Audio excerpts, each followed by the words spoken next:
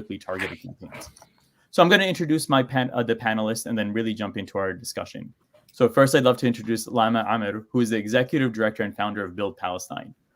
She comes with an extensive experience in crowdfunding. She's coached over 40 projects and raised over $500,000 in doing so. Lama specializes in designing programs to support social entrepreneurs at all stages. Lama is now leading Build Palestine in a mission to connect 12 million Palestinians around the world with social impact in Palestine. Next, I'd like to introduce Rich Stasinski. Rich is the executive director of the Heartland Initiative. Before co-founding Heartland, Rich has served in policy research, nonprofit leadership, and governmental advocacy positions with the Telos Group, the Save Darfur Coalition, Citizens for Global Solutions, and the Stanley Foundation, Max Planck Institution for Economics, and the Human Resource Investment Council for the state of Indiana. Richard's work on deplatforming is crucial to understanding how this impacts not only Palestinians, but other communities worldwide. And his contribution will help set the context for broad collective action to overcome this economic discrimination. Lastly, I'd like to introduce Eric Sipe. As a community organizer and advocate for Palestinian human rights, Eric is Hamla's national organizer in the United States and is working to build a broad base of support for Palestinian digital rights within the United States. Eric is also leading a campaign on holding PayPal accountable for its seemingly arbitrary and inconsistent internal policies for deplatforming organizations and causes. So I'm going to just jump right in. The first question is for you, Lama. Lama, so please tell us about about Build Palestine, the story behind why you launched it, its mission, and tell us about the challenges that you faced as you've been had to go through the hoops of payment processors. Hello, Ishraq, and thanks for Hamli for having me again this year. So the story of Build Palestine. So we started Build Palestine back in 2016, and it was simply a crowdfunding platform for social impact and project. The idea came from an inspiration from Bisana Boujodi, the founder of Build Palestine. She wanted to do something for Palestine. She's Palestinian American who was raised in diaspora. And she realized that, people around the world, whether Palestinians or supporters of Palestine, always ask, how can we support Palestine? And her idea was initially to put on trusted social impact projects on a platform where people around the world can simply donate, like anywhere in the world. So this is how Build Palestine initially started, as a crowdfunding platform where you can create a platform, create a campaign on the platform, and fundraise through it. So how did we do this? Is we initially had a legal registration in the US, and we had a legal registration here in Palestine. And through our legal registration in the US, we set up a Stripe account, a payment processor, so we can receive donations and funds from around the world. And we did launch our pilot back in 2016 with 5 campaigns, and we raised around $17,000. However, the story is not over. That wasn't a happy story. So right after, we received a notification email from Stripe notifying us that they would close our account. We are a US entity. However, we operate in Palestine, and based to their policies, that is not applicable. This is why they decided to close our account, and we didn't need the legal registration in the US anymore. But also this highlighted other legal risks that we could face, especially given the projects that we supported in Gaza. So a few of the campaigns we initially launched were in Gaza. Compliance with financial regulations and counterterrorism and anti-money laundering, soon to be intentionally vague. And our team met with a range of experts, including lawyers, compliance officers, even the US consulate, but no one could give us a clear answer on why and how this did happen. So this is why when we realized that we had underestimated the legal challenges of fundraising for Palestinian nonprofits, and we made the strategic decision of no longer be the crowdfunding platform, but whether use other existing platforms to fundraise. So the new strategy, again, redefined our role in advising organizations on how to launch a successful campaign and building a global network of individuals who would be interested in supporting these campaigns. Today, we have a formal partnership with LaunchGood, which is the only crowdfunding platform that operates in Palestine. It's a US-based crowdfunding platform. It is not totally available for Palestinian organizations, but this is the best option that we have at this point. Yeah, and that's thank you for sharing a bit of that, Emma. Like just hearing that you had to like you were platformed off of Stripe, and then you worked with LaunchGood, and then you also kind of shifted your mission a bit in supporting organizations. I'm curious if you could also just share with me a bit of like some of the challenges that you faced, or like how you came around with workarounds on being able to fund in Gaza directly. So Gaza is a very special case. Currently, even LaunchGood, which, as I said, is the only platform that works in Palestine, does not operate in Gaza. So because they're US based, it's a lot of risk for them to send money directly to Gaza, and they make this very clear on their platform. So, but for us, like one of the real, like we can't make real impact in Palestine unless we're actually working in Gaza. And this is why we try to be very innovative in how we do this. Currently, we work hard to form partnerships between organizations working in Gaza with international organizations that have offices and work in Gaza. So they have a way to transfer money to Gaza safely. And with these partnerships, the international organizations usually run the crowdfunding campaigns on behalf of the organizations in Gaza, and it ends up more of like a grant to the organizations in Gaza. We did succeed to do this multiple times, and we continue to do it.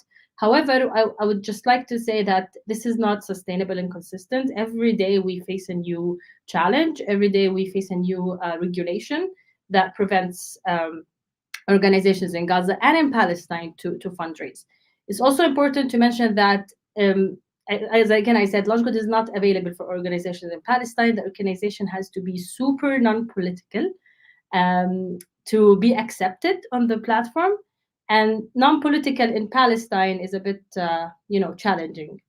But this is why it's not a sustainable solution, and we always have to find our way around things. There is another way, which is for individuals, especially like Palestinians in diaspora who hold other citizenships, where they can run campaigns like individual campaigns where they receive the money, but then they have to figure out a way to channel it to Palestine or Gaza. Even that is not a very smooth process. For example, platforms like GoFundMe, they do allow some campaigns for Palestine, but with many justifications that you have to give to the platform to clear yourself and the platform from sending any money to Palestine. So it's a very hectic process, not easy, but we try to make it systematic, so we make it easier for organizations in Palestine.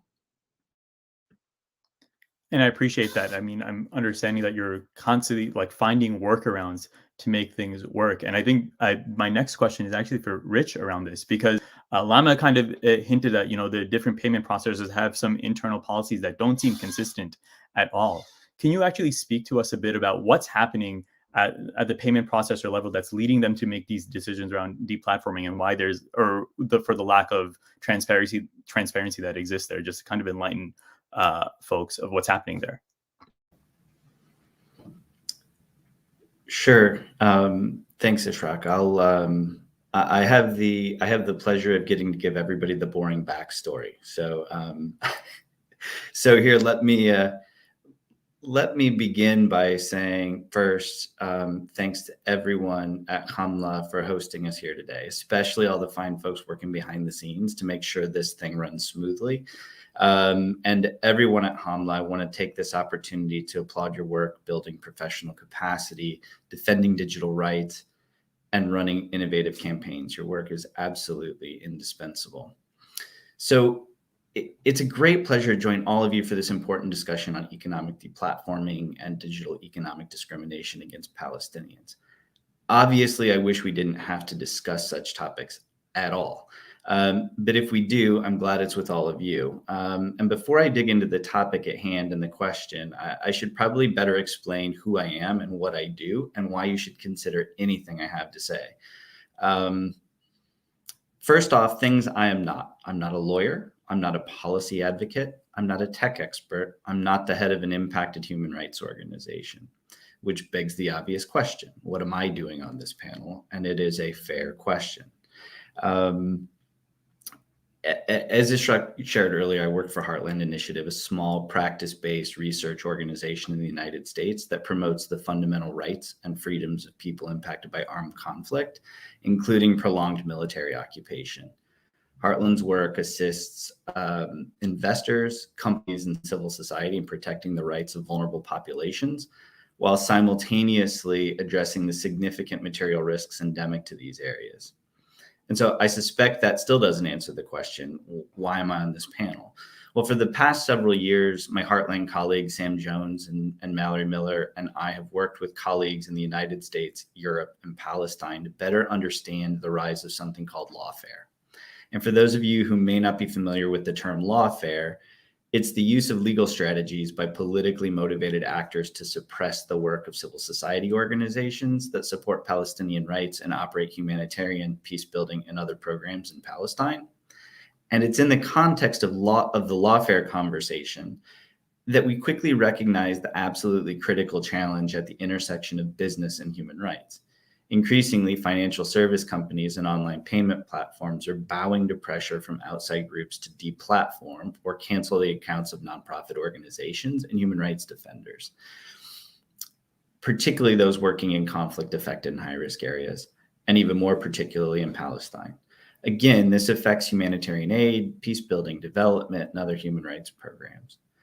Organizations with a self-professed political agenda are manufacturing and using misinformation and or disinformation to pressure financial service companies and payment platforms to end their relationships with these nonprofit organizations. Ostensibly, these ideologically motivated groups claim their actions are aimed at strengthening security, but they're in fact contributing to insecurity by impeding legitimate work, often life-saving work. Now that you're getting a grasp of the context, let's confuse things a bit. So Palestinians' access to financial services is often limited by the over-reliance of financial institutions on and over-compliance to anti-money laundering and countering the financing of terrorism statutes. As you just saw, that's a mouthful for me. So we're just going to refer to these statutes as the AML-CFT laws for short. Not very short, but shorter. The politicization of Palestine-related content and conversations and the defamatory attacks on individual Palestinians leads financial institutions to overestimate potential risk. In their eyes, providing services to Palestinians and individuals connected, linked, or associated with Palestinians may violate AML-CFT laws or pose another unjustified risk to the company. We describe this phenomenon not as deplatforming or economic deplatforming, but as financial censorship, because it controls an entire group of people's ability to access an entire suite of financial services, ranging from personal banking to paying employees to collecting and distributing donations to managing a business to conducting online sales of goods and services. I could go on, but you know this far better than me. Many of you live or have experienced this harsh reality. Financial censorship directly impacts individuals' basic human rights by limiting their ability to access necessary resources and undermines the efforts of human rights defenders in a manner that ultimately results in a shrinking civic space and limits free expression. On this point, I'm going to quote the Electronic Frontier Foundation. When financial institutions and payment intermediaries shut down accounts or inhibit transactions, it can have serious ramifications for free expression online. Websites, whether they accept online donations, sell goods online, or simply have a bank account, rely on their financial institutions to ensure that they continue to operate. We've seen examples of pressure being exerted on a website's wallet to try and shut down lawful speech. End quote. EFF sums it up very nicely. So financial censorship is not unique to Palestinians. Many other marginalized groups around the world, and even the human rights defenders working to support them, find themselves similarly denied access to financial services based on perceived AML-CFT risk. However, because Palestinians are more likely to be subject of false claims of connections to terrorism, financial censorship disproportionately affects these individuals and the organizations and human rights defenders supporting them. Financial censorship can occur over the entire array of financial platforms, ranging from traditional banks to donation platforms to payment platforms and everything in between. Furthermore, some financial institutions will, quote, de-risk, or what we describe as censor, an entire group, region, or industry because it's cheaper to limit the market as a whole rather than engaging in the required due diligence to ensure its services don't create regulatory risk. And in a private, way off the record conversation, we once had the founder of numerous donation platforms tell us the Israeli Palestinian human rights communities were collectively a, quote, rounding error of a rounding error for financial platforms. And if they were to become a, quote, problem, that he could imagine a day when financial services were simply withdrawn from the entire sector. And let me be clear, this was not conveyed as a veiled threat. It was actually a plea for collective action. It was a call for well-meaning stakeholders to come together and to work to create greater transparency and accountability. So let's take a step back. Beyond any single transaction, financial censorship has far-reaching impacts that undermine the purpose and application of AML CFT laws, weaken the entire financial ecosystem, and create what we call financial fragility. So when one of these platforms engages in financial censorship of an individual organization, the other platforms often follow, creating a cascading effect that isolates entire people groups, geographies, and industries from the financial system. Oftentimes, this cascade effect is exacerbated through the use of compliance software and data aggregators by financial institutions to streamline the regulatory due diligence processes that then spread the same disinformation to all of their customers. So in other words, if you get red flagged by one of the data aggregators, you're then likely to be flagged by all of that aggregator's clients. For example, we've seen that if a financial service provider such as PayPal publicly terminates a user for AML CFT risk, it can limit that user's ability to obtain similar services from other providers. Now that the user has been flagged for risk, the cost to the company to engage in the required due diligence to determine if the risk is justified exceeds the potential benefit. So PayPal is a great example of the industry-wide issue of financial fragility and individual rights violating active financial censorship. So PayPal has a history of failing to uphold its internal policy commitments and regulatory compliance obligations. In 2015, PayPal was cited for reckless disregard of US sanctions for allowing money transfers to accounts linked to Iran, Cuba, terrorism, and weapons of mass destruction. In its investigation, the Office of Foreign Assets Control, or OFAC, found that PayPal had processed 486 transactions over several years to sanctioned entities and failed to have adequate screening technology and procedures in place to identify potential involvement of US sanctions targets in transactions that the company processed.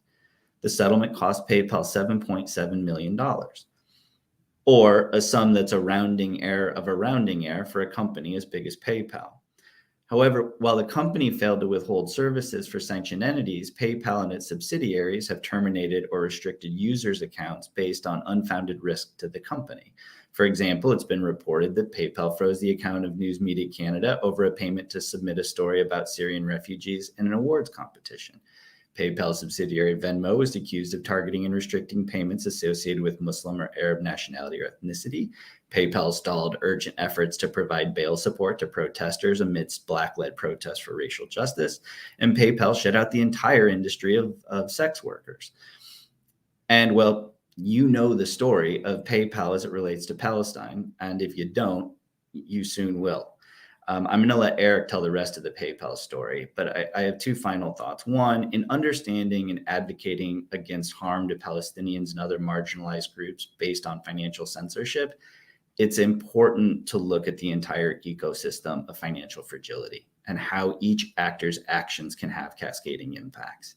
And additionally, civil society, investors, industry experts, and the public need to work hand in hand to bring about change to create more transparency and accountability.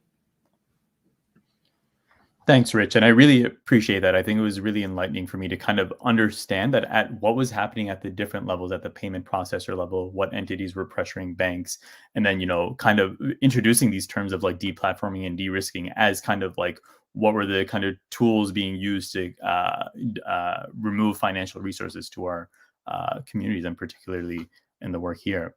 So my next question is for Eric, and as Rich was just mentioning some of the kind of sins and kind of challenges of PayPal, Eric, I'd love to hear a little bit more about the PayPal for Palestine campaign, and talk to us a bit more about the digital impact of the siege in Gaza as well, and the double standard, because I feel like those are the things that really stuck out to me when you were explaining a bit of the work that you're doing. Yeah, of course. Thank you so much, Ishraq, and thank you, Lama and Rich, for giving such great context and detailed information to this much larger issue that PayPal for Palestine is really just one iteration of this larger issue that we're talking about today. But as a campaign, PayPal for Palestine is very simple. We are asking PayPal to provide services to Palestinians in the West Bank and Gaza, because PayPal currently does not provide services in the West Bank and Gaza to Palestinians. And I think as an organizer on this campaign, something that has been very difficult and something that I fell prey to myself when galvanizing support for this campaign, specifically in communities that are not directly impacted by economic deplatforming or by financial censorship, is that folks oftentimes underestimate the importance of Palestinians having access to the financial services that PayPal provides. So in an effort to try to hopefully inspire a little bit more appreciation for the severity of this issue, I'd like to start from a place that folks oftentimes have a little greater understanding of the obvious negative impacts that Palestinians experience on a day-to-day basis, which is that Palestinians do not have freedom of movement, right? In Gaza, Palestinians live under siege, and the state of Israel controls everything that enters and exits Gaza. In the West Bank, Palestinians live under military occupation and are subjected to military checkpoints, searches, arbitrary detention on a regular basis. And the siege, the military occupation, they create a whole host of really negative daily realities for Palestinians. But one of those negative impacts is that it really limits economic opportunity, right? If you can't go to where there is work, if you can't send your products to clients, if you can't receive the raw goods that you need to be able to run your business, then your options are extremely limited. And this has created an economic chokehold for the Palestinian economy. However, as we see more and more of society is becoming digitized, we're on a digital platform right now hosting this conference, that creates a lot of opportunities for Palestinians to be able to create a livelihood for themselves. Although it also creates opportunities for the tools of oppression to be digitized as well.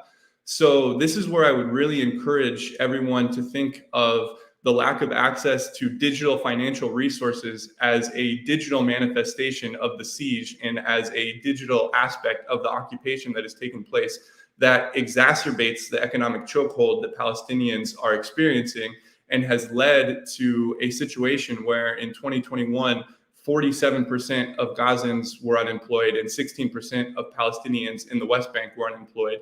And that can really start to highlight the impact of not having access to PayPal. And I might add also that this is a community that every year is graduating 44,000 Palestinians from college with very marketable skills that they could take to the global economy through a digital workplace, but they are oftentimes hindered in their ability to do so because there are over 120 online freelance platforms that use PayPal as their payment service provider. So Palestinians are unable to use those freelance online platforms because they can't get paid for the services that they provide. So I think this maybe starts to get at some of the importance for Palestinians being able to have access to these types of digital financial services. And I think it's also really important to interrogate why PayPal is not providing services to Palestine. PayPal says that they're not providing services to Palestine because it is a high-risk environment. However, we know some other things as well. We know that PayPal is providing services across the entire state of Israel, as well as in the illegal settlements in the West Bank, which are quite actually right next to, steps away from the Palestinians that they are not providing services to in the West Bank. We also know that the Palestinian Authority, Palestinian entrepreneurship, Palestinian civil society, as well as a whole host of global solidarity movements throughout Europe, the United States, and across the globe for years have been calling for PayPal to provide services to Palestinians, while the Palestinian banking and financial sector has undergone undue burden to be able to prove to the international community that they are a safe and secure sector to be able to do business and can be trusted.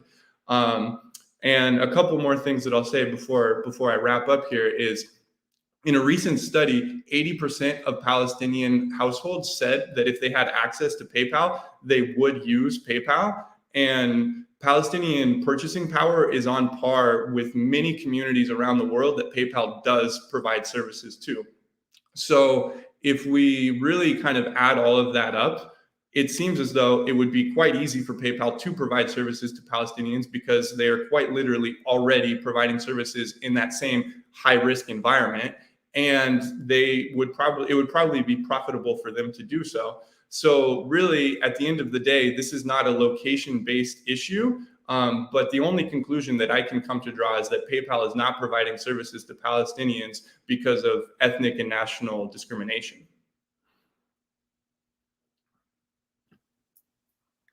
Thank you for sharing a bit of that, Eric, with like the double standard that's existing with Palestine. And I'm noticing Catherine in the chat is actually dropping links to some of the work that Hamza has been doing on this campaign. So for folks that are attending, definitely check those links out for the mini site of the campaign and then the open letter that was sent out.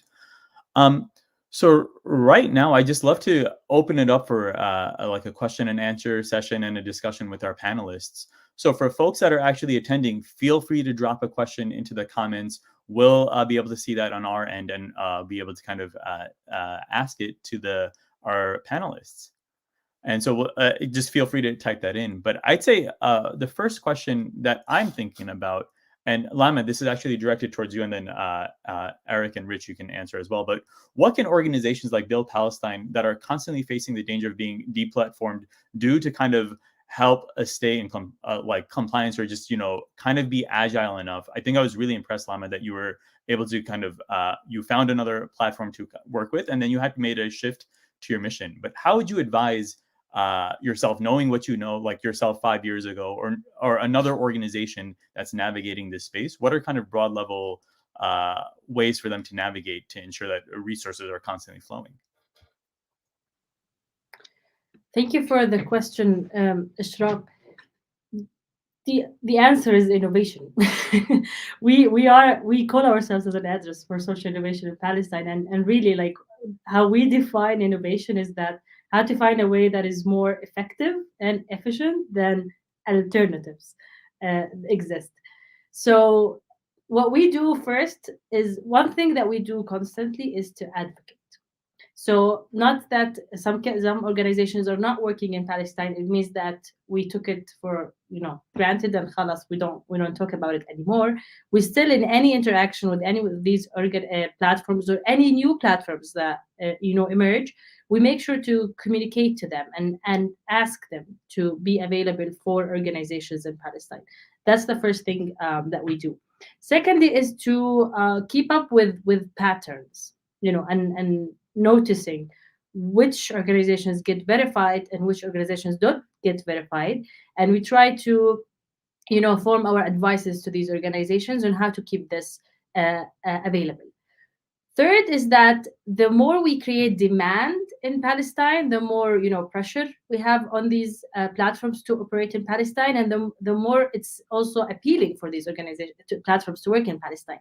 So one issue that we also face, because we work on daily basis with organizations in Palestine, is that Palestinian NGOs, I would say more half of them, are not aware of the option that they can fundraise online, because the options weren't available. Simply, it's almost impossible to enter any nonprofit, like American nonprofit, and you don't find a donate button on the corner. It's almost impossible. So if you go to any NGO website, you would look for the donate button so you can contribute.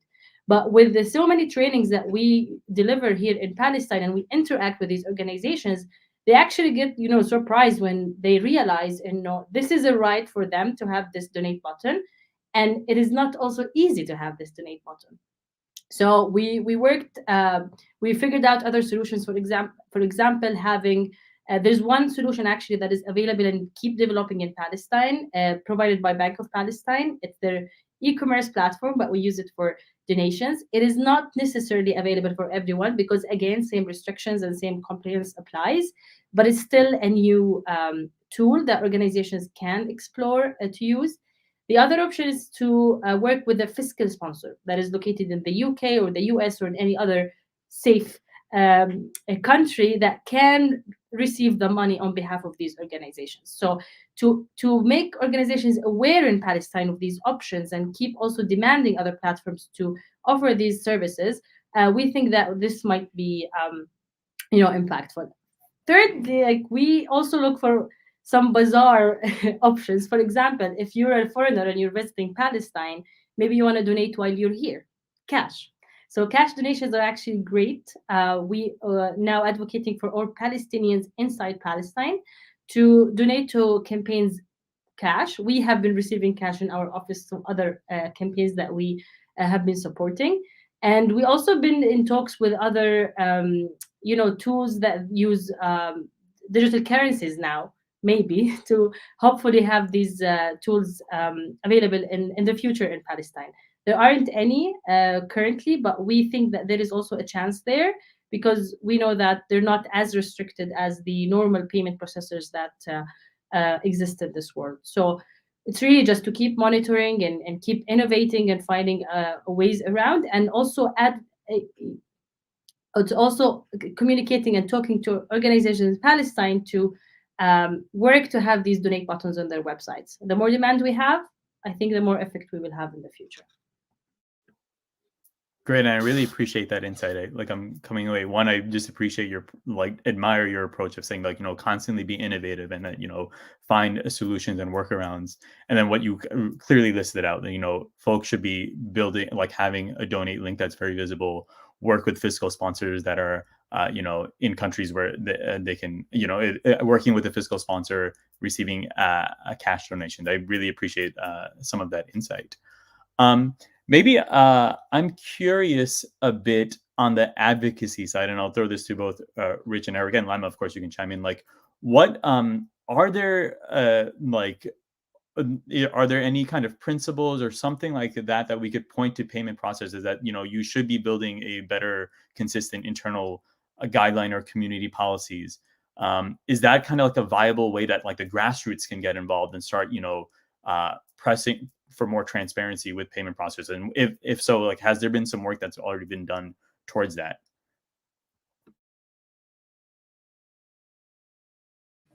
Eric, I'll let you, if you want to take the first swing, I'm happy to follow up.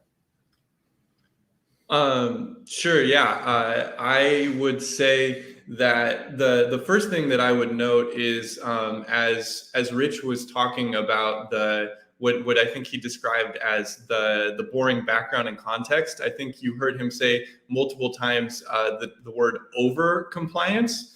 And so I think it's really important to kind of reframe this conversation and understanding in an understanding that folks financial institutions are over complying and they are doing more than they need to be doing, which is creating these economic chokeholds that I was describing that Lama has been really innovated in getting around. And so I think the grassroots level, one of the most important things that we can do is just push the financial sector to stop over complying.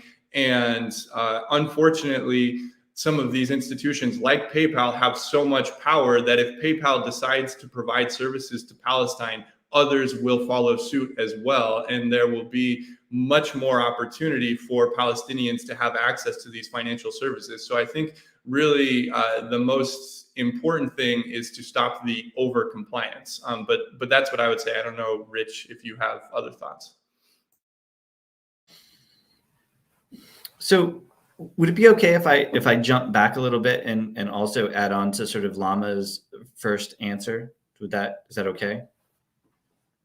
So in addition to all the very creative ideas that she put forward, I'm going to again come up with the boring stuff. I would encourage everyone to become experts when it comes to your terms of service with different providers. You have to know those rules. If you don't, there will be one that you will miss, and when the political pressure is placed on those institutions, that will be used against you. So you really have to understand those terms of service. I would encourage you to I believe that Lama's comment was to pay attention to patterns. I would encourage you to work with folks like Hamla and other digital rights groups around the world who are paying attention to these trends, and to join in coalitions who are addressing these issues, not just in Palestine, but globally. So that's two for that category. What was so Ishraq, could you kind of could you follow up on the question that you asked? I'm interested to know what else you were thinking in this last area. Yeah, I think I was really fascinated with what in our internal discussion and in some of the literature that I read, that, if there's political pressure being put on these payment processors, the payment processors, a lot of these companies don't have internal guidelines that that are very clear for them. And so you're just saying that they're succumbing to that political pressure there. And I heard something about like the Santa Clara human rights and some business principles in our initial conversation. I'm wondering, is there teeth to that? Is there a way that we, like, how do we encourage and get these payment processors to kind of stand true, like build a consistent guideline so that they're not going to fall pressure to like political whims? Sure. And let me just say, we've spoken to many donation platforms and a lot of the types of institutions that I spoke about in my initial sort of comments. And a few things came through. One, this is a sector that is, it's still in its infancy. It's still a very young sector. And most of these institutions, these companies are being built by young people. And the hope is to sell those companies in a few years' time. They want to be bought out by somebody bigger. And so they don't spend a lot of time building infrastructure. They don't spend a lot of time thinking about the long term. And one of the things that then isn't built are human rights policies. So almost to an institution, they don't have policies on these issues. Essentially, they're run at the whim of the leadership of the institution. And so I think one thing that groups who are dealing sort of at the higher level, at sort of the 30,000 foot level, should be pushing for institutions to be doing their own due diligence and to be creating their own human rights policies that ensure accountability and transparency. So that's sort of that's at a very high level. I think you can, the other thing I would say is that you have to be your own advocate on these issues. And so I would encourage everybody to do a lot of your own due diligence of your own institution. So I mentioned data aggregators, people who collect data, especially in Europe, you have the right to see what data they have on you. I would encourage folks and institutions at the board level, at the leadership level, at the staff level, to be reaching out and to see, is there a red flag floating out there that I don't even know about?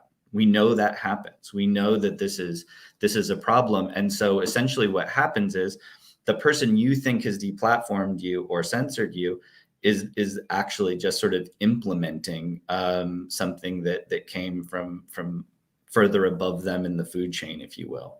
So those are just a few quick comments.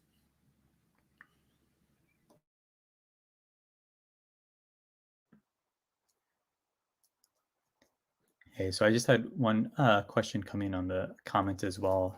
There's an individual that's with a small NGO in the US that's wiring a few $1,000s a year into the Gaza Strip from their bank account into the Bank of Palestine with account partners in the Strip. So we are working with partner orgs in the Strip to check U.S. state and Treasury list of groups and orgs that they try to stop donations to. Are there any broad safety recommendations that y'all would be willing to share?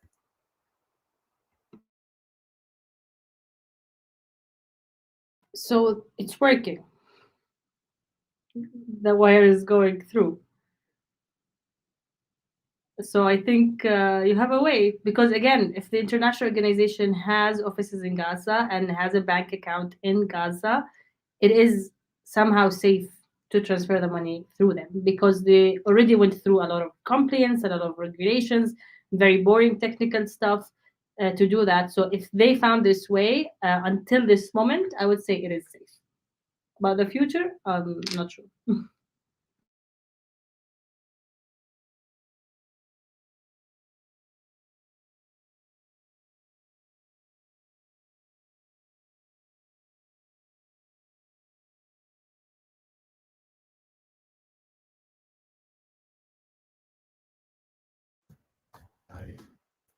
Yeah, I appreciate you sharing that, Lama. But if it's working, just being mindful of that. And I think the commenter had a bit of follow-up, and I think this is more so just kind of keeping alternatives in check. And I think there was a question around like direct wire infrastructure development as well.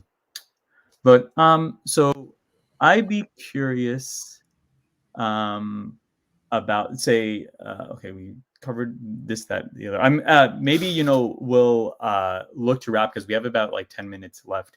If folks just want to give any kind of closing reflection, then we'll maybe just do a round robin of thoughts with maybe Lama, Eric, and Rich as we look to wrap up the session. And if folks are kind of having a few more questions, I'll filter them through the comments. But maybe Lama, we'll start with you on just kind of closing thoughts.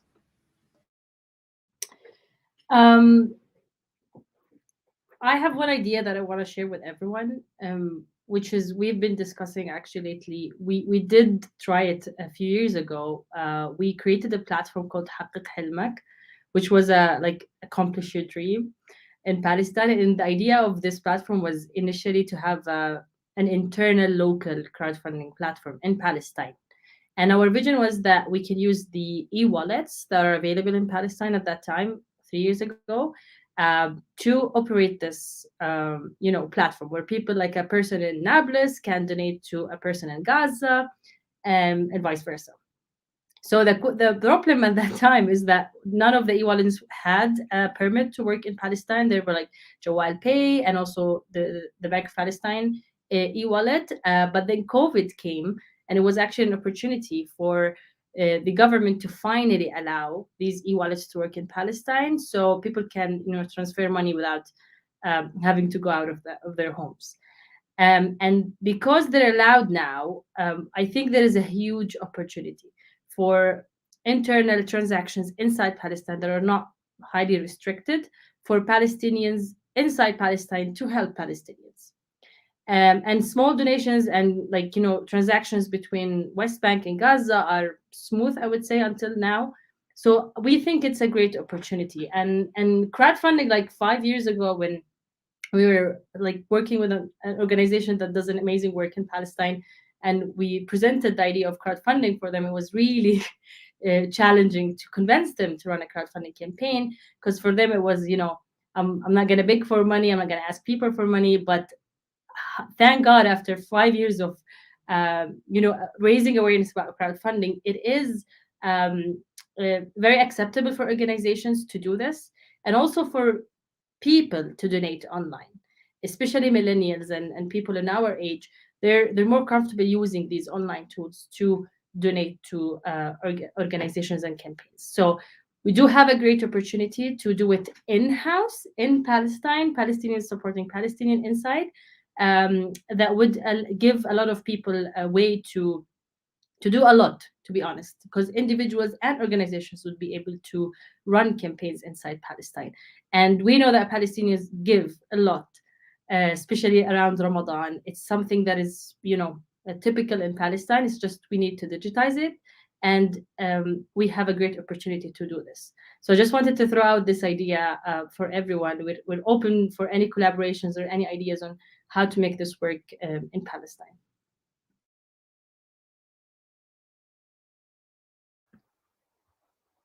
Cool, thanks. I can't remember what the order was that I mentioned, but maybe Rich, you want to share your closing reflections and thoughts? Sure. I think one of the issues that we've dealt with, or we haven't dealt with, is that the incentive to stay quiet when these things happen to an institution, to an NGO, is strong. It is, to stay quiet allows you then to sort of quietly move to the next, to the next donation platform or the next bank. And I think, I can think back at least 10 years about hearing about these things happening, but no one wanted to say anything about it because you could always find another donation platform. And I think what we missed was that broad pattern that was developing. And we're now only starting to sort of see the contours of that threat. And so I would encourage anybody that's listening and any institution that's grappling with this, at a minimum, start a conversation with Hamla, reach out to some of the groups who are dealing with these issues, because we need to understand even more about what's actually happening day to day and what the trend is, where the next threat is coming from. I will say, I think this may be the threat to this sector. When we talk about financial fragility, this is an incredibly fragile ecosystem that we're dealing with.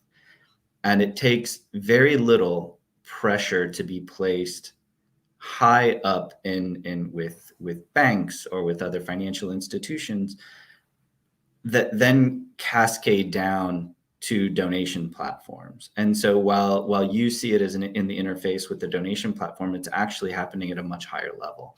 And we have to have a better understanding of what's actually happening in real time. And so I would encourage anybody that's grappling with this you can reach out to me, I'm sure you can reach out to Hamla, but we need to get a better sense of what's happening, and silence is not going to be the right approach on this. At least it doesn't mean you have to state it publicly, but at least let some of us understand what's happening to you. So that's sort of my final request. Well, thanks. And Eric, I'll hand it to you for your last reflections. Yeah, thanks, Ishraq. And once again, thanks, Lama and Rich, so much for your very knowledgeable and insightful comments throughout. I'll start by saying PayPal for Palestine.hamla.org is our mini site for our campaign that has a lot of really great information, more so than I went into depth in, as well as a couple of opportunities to take action for this campaign. And I think it is really important, and we would really appreciate if folks listening could do that. Specifically, folks in the United States, something that I've noticed is that oftentimes when we're thinking about corporations that are bad actors when it comes to Palestine, PayPal is not one that is on the front of folks' minds. And I think that is part of the problem. And I would really encourage folks to share this issue. We have on the site an opportunity for folks to take our resources to social media. And if you could share with your community, the more folks that know about this, the more political pressure we can raise. And hopefully we can try to push for PayPal to provide services to Palestine. And something else that I would like to note is that financial censorship and economic deplatforming, these things aren't happening in a vacuum, right? This is all a very coordinated attack against the Palestinian people. And so, for example, the work of Empower Change is really integral to this as well, because a lot of the root causes of economic deplatforming are Islamophobia. And so standing against Islamophobia is going to be extremely helpful in this fight. And these issues are extremely politically motivated. And so I would really encourage folks to support the work of Empower Change, to try to push a Palestinian narrative as much as possible when the mainstream media is oftentimes skewing what is happening in Palestine, and really try to share as much as possible with your communities. And I think that once we have a more honest account of what is happening in Palestine, that is when we will start to see change across many of the different issues that Palestinians are facing in a daily reality, and not just from a financial censorship perspective. So that's what I'll say. But thank you everyone who's participated in this panel. It's been a pleasure. Great, and thank you all so much. So from what I'm hearing, if Lama is calling as an invitation for folks who want to collaborate and innovate with Build Palestine for thinking of creative solutions, I'm sure her contact information will be shared with the attendees, or you can just go to Build Palestine and check them out. Rich was recommending for folks that are being impacted and organizations that are impacted. We kind of want to know other organizations and movements that are being deplatformed. Reach out to Hamda about that. Eric recapping and mentioning, thank you for the shout out for support work that's combating Islamophobia, building that mainstream, building into the mainstream the narrative around Palestinian discrimination at places like Empower Change and Hamda as well. And then to find out more about the PayPal for Palestine organization, support Hamda. Support all the organizations, follow us on social media. Thank you so much for each and every one of you for this conversation. And I personally appreciated this as an opportunity for me to learn more about the work that each of you are doing. And I'm hoping that there are opportunities for us to continue to collaborate in the future. Thank you, everybody. في مركز حملة مش ساكتين عن انتهاكات حقوقنا الرقمية، ومكملين بالدفاع عنها بطرق جديدة. إطلاق أول منصة إلكترونية مفتوحة لرصد وتوثيق